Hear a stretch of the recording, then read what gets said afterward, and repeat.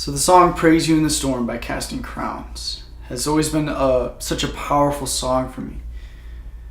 Because at one point in my life I witnessed worship that was so genuine and true that it just blew me away. In the summer of 2014, so almost 2 years ago, I went on a mission trip to Nicaragua. This mission trip was a medical trip, and we went down to different villages and towns and set up these clinics to help serve the people there and just give them the medical attention that they needed. Many people walked, barefoot for miles and miles just to come get the attention that they needed, to seek help. One night we were able to gather with 4 or 5 different congregations of churches on the island of Ometepe in Nicaragua. And we met with these churches in this open space. And it was such a beautiful image to see all these people of different languages and nationalities come together and worship one God.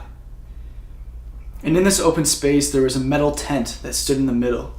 And the band was under there with their electric guitars and their drum kits, and the pastors and some of the translators. In a semicircle around the tent, there was about 300 plastic lawn chairs where the people sat, both Americans and Nicaraguans and people from all over the world. And we were able to worship God in that moment, and it was truly amazing. That night I was able to share my testimony, and the night was running pretty smoothly. Then it started raining, and the rain slowly got heavier and heavier and heavier, and it started pouring, and the rain was relentless. The thunder was rolling and lightning was striking in the background, and people were scared. It was a scary situation. People were holding up the plastic lawn chairs over their heads to protect themselves from the rain and from the elements. But in that situation, we were all still worshiping God. We were raising our hands and lifting our voices to Him and giving Him our all. Though there was lightning and there was thunder, the Nicaraguans were still willing to praise God. And it's something that has always stuck with me. This was a great experience, and what happens next is even more chilling. As we were worshiping, it started to grow a little darker, and the night approached.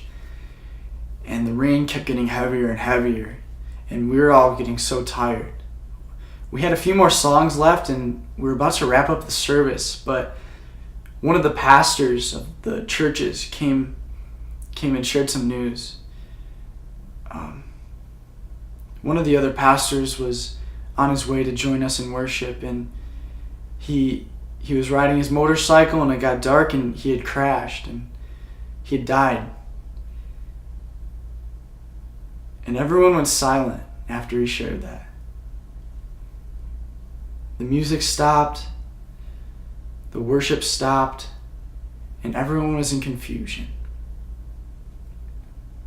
People were in mourning. People were embracing each other and loving each other and hugging each other and crying. But soon after this, we started playing more songs. We started worshiping, and it was amazing to see these people raise their hands a second time in this storm. They were dealing with the rain and the thunder and the lightning, and they were dealing with the death of a member of their community, and they still raised their hands. The rain was relentless, but so were they in their praise to God.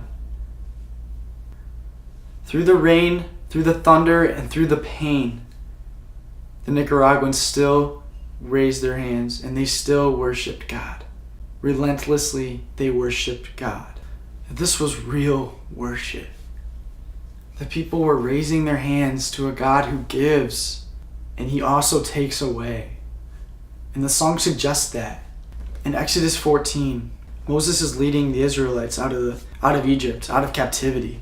And the Israelites are scared. The Pharaoh starts chasing back after them. And he's realizing, what have I done? I let these people go. I need them. I need to be in control of them. Now they're in this desert, and they see the Pharaoh coming after them. And they grow in fear. And they cry out to God. And they yell at Moses, and they cry out to Moses saying, "Where have you led us? We would rather die back in Egypt. We would rather be held captive in Egypt than be living in this fear that we have." Moses said to the Israelites, Exodus 14:14, he said, "The Lord will fight for you. You need only to be still." In this moment, these people were running from their fears. The fear was surrounding them, and it was a dangerous situation. It was life or death. But soon after this, Moses was able to hear from God, and God told him to raise his hands and raise his staffs, and the seas were spread, and the Israelites were able to escape. And the Pharaoh was destroyed. His army was destroyed. In this situation, the Israelites were so focused on their fear that they would rather be held back in the captivity they were before.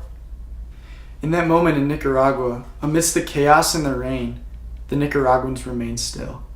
They stayed in the presence of God.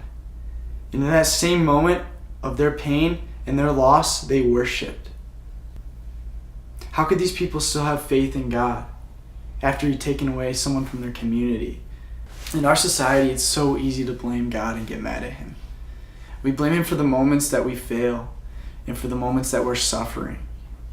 We cry out to Him and say, "Why did you lead me here? I would rather be back where I was, a captive, than be out here in my fear." In that moment, the Nicaraguans had a choice to make. They could have cried out to God and said, "This is your fault. Why did you take him from us?" But they chose to be still and remain in Him and remain in that worship. And it's something that's remained in my heart forever. So as you guys go out into this week, I'd encourage you to remember this story. Remember this testimony of the Nicaraguans. And let the Lord fight for you. Be still in Him and let Him have control of your worries and your fear and your angers and your struggles. Because He alone has the power to overcome them. So let Him fight for you. You need only to be still. And always remember to speak truth and live loved.